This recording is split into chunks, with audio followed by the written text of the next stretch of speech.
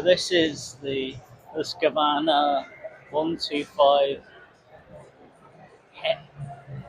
It's got a really odd name to it. It's just the Husqvarna 125. Naked bike that is quite stylish for a 125. So you've got a pretty nice soft seat.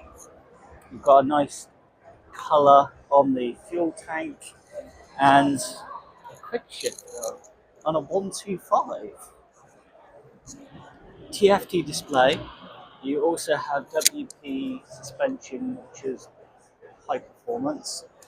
Switchgear is pretty simple, so you just have your indicator, your different modes to choose from. Got a fairly big TFT display, which looks very clear. Um, Clutch is incredibly light. Brakes pretty good. You do have anti-lock brakes, uh, but this one is £4,900 new.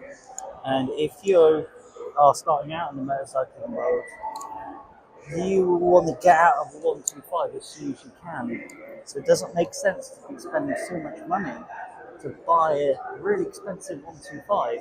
You're just going to want to get out of as soon as you can, so like a 650. There you go.